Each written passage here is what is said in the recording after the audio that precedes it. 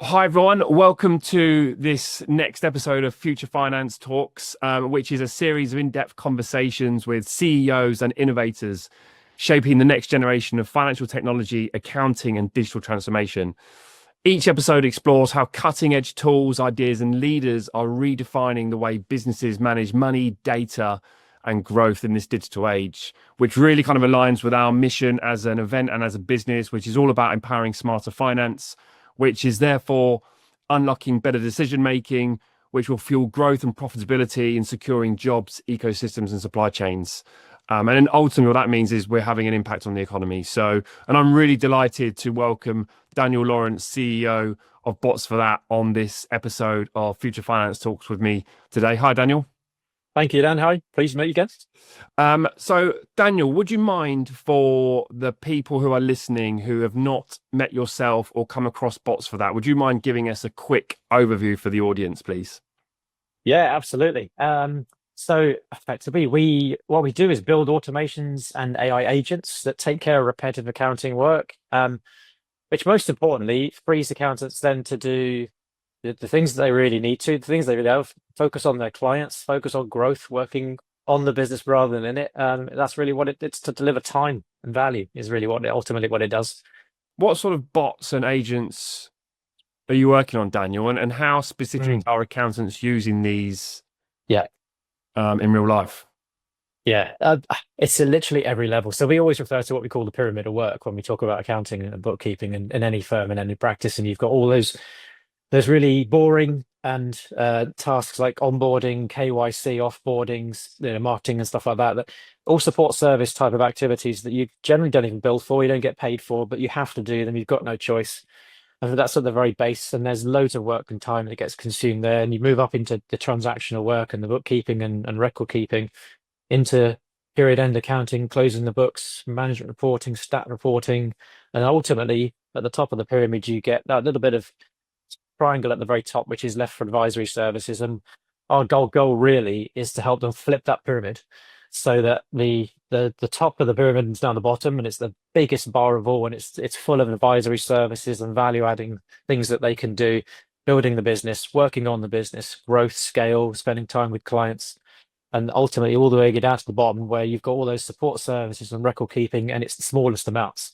It's the work hasn't gone away, but it's now being done in a more effective way, quicker, faster, cheaper, and frees them up to basically run their practice and do accounting differently. And that's really what we're all about. And we're doing that with accountants from 5-person practices and founders up to top 100 firms, and everything in between, and using it for all levels of they could sort of so it's almost as a library or a menu, really. You can go in and you can pick, choose, and refuse what you want to use from it. It's not a all one size fits all. You can pick and choose where you really want to use automation and agents that suit you and your practice and your clients best. And that's really how we approach it. So just to understand, Daniel, it's in your engagements with accounting firms, it's not a case of you building bespoke bots and robotics and agents for each individual firm. It's a case of you guys have got almost like a shop or a library of current agents that are working and Yeah, we do a growing library. We add to it every single week. right. We've got lots of programs that we tend to run. We tend to run a lot of beta programs. The It's funny. I did another talk this week down in Cardiff in the new offices, and it was actually to a room full of lawyers and accountants and investors. And I was explaining that I thought that the accounting industry and profession is a very creative one, because you're taking cold hard numbers and data and you're turning into things which are useful, informative, insightful, that actually help people make decisions that, like you said at the start, are growing and maintaining the economy. So we take that up kind of a approach with it, and we always kind of advocate you can when you want to start off with something like automation and agents, the best thing is to think about two kind of ways. You can either look at things that cause pain today, and that's cause pain for your clients in terms of they want a better service, a quicker service, a better outcome, or just cause pain for the amount of time that your team consume on activities that don't really add as much value. Or you do things that really add value in a broader sense, where is it supporting scale and growth in your business of your firm, or going into new markets, going after in the new sector of the market where you haven't kind of, got any clients today. So that's the places that we tend to find firms start with, but they always start small. They always start with something very small, build up confidence, build trust from our perspective, trust that it actually is, because they're accounting in they're a very I suppose a hard win trust kind of group of people. You've got to really demonstrate and prove that things are not only fast but also accurate. But ultimately, yeah, we've got I'm developing a massive library of agents and automations that will do everything.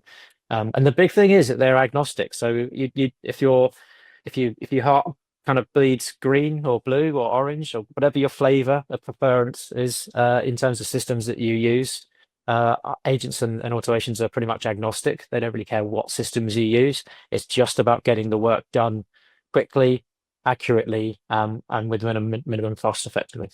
Amazing. And are they fairly easy to implement, Daniel, into the practice? Very, yeah. And yeah, agents even easier in a lot of ways, because what you're doing is you're actually delivering a hyper personalized agent as well. It's not like it starts off as a library item effectively that goes into your practice to do any particular task. But what it ends up doing and becoming is a hyper personalized agent that knows you, your firm, your staff, your clients. It understands how you work, why, so it has context around it. So you don't have to do prompt engineering and stuff like that anymore. It's not that, it's moved far beyond just kind of the basic of knowing how to do prompts and type those in and asking questions. They get to the point where they are now becoming proactive and preemptive. They're not just a glorified search engine. They're actually now producing work and doing stuff. So it's really moving on quickly. Wow. And is there like a learning aspect to the way they work? Yeah, but it's incredibly short, and that's the great thing about it. Everyone knows ChatGPT or something similar now, and they know how they work, and they're very simple to use and interact with. So, the learning curve is incredibly short. You don't have to become a prompt engineer specialist. You don't have to do any of that. It's basically the speed of conversation. It's really what it is. It's accounting at the speed of conversation without huge learning curves. The learning is for the agent, really. That's the thing. It's to get it into your data, get it into systems, let it be trained, and that happens increasingly quickly now these days. It's no longer a big task, and the more data you give it, the more tasks you give it, the more you use it, the faster it learns and the more it learns. And it also becomes just hyper personalized, so it'll know your style of language, tone in your messages. It'll know how you like to work, the timescales you like to work to. It really does become an extension of the accountant. So a lot of people are talking about it replacing them, but it really does become, a third arm, really. Yeah. So you've got this kind of ever-growing library of agents that the accountants can easily deploy within their practice. What was the latest one that's been kind of created? I'd say the biggest one that's caused the most buzz at the moment has been the tax agent and chaser and notifier. So we're coming up to January. We've got that massive amount of work that's going to be landing on most accountants' desks with the tax year end and self-assessments. Every client will need to know what their tax balance is, when it's due, what the value is, and other information as well. So the agent that we've been finding a lot of take up recently is getting people getting that on board so that it's ready to take that work. So that effectively the agent will go into the HMRC live, get the actual data relating to that client. They can then feed it back to the accountant and the practice or the team, or it can also send it off to the client in, an email format that's come from the firm with their logos, with their format and style of writing, along with the valid information that is. Guess what, guys? It's that time of year again, and again you can hyper personalize it. So it's coming. It feels like it's coming from a person still, but it's the tax scan's coming up. This is going to be what's going to be happening. These are the key timelines. And those things you can trigger off as many as you want of those then. So it could be, 2 months before, 2 weeks before, 2 days before, on the day, and you can send as many as you want, and you just load it and then leave it and off it goes. Wow. So that's going to save accountants a huge amount of time and communication time. Hundreds of hours. Yeah. Yeah. Wow. Can you talk me through like one of the kind of successful case studies that you've had where we can kind of quantify it a little bit in terms of time savings and kind of the benefits of the business? Yeah, we always see huge amounts of gain. I mean, the time savings on this aren't they're one thing, right, Dan? The one thing is to be honest about it, right? There are some things, there are a lot of systems out there that are really archaic, HMRC being one of them, right? We all know that, but some systems are quite archaic and navigating around takes time. And to do it right, accurately, and right first time, it sometimes takes a little bit longer because you've got to make sure that we're delivering at a really accurate. We can't have errors in what we do. So as much as we go for a quick outcome, that's usually the easy part. Sometimes it's not all that much quicker doing it on a one by one basis, a case by case basis. But the point is, it's no longer being done by someone. And if it's a kind of a non-value adding task in itself where you can actually spend those 2 minutes doing something else, those 2 minutes add up per client, per day, per week, per month.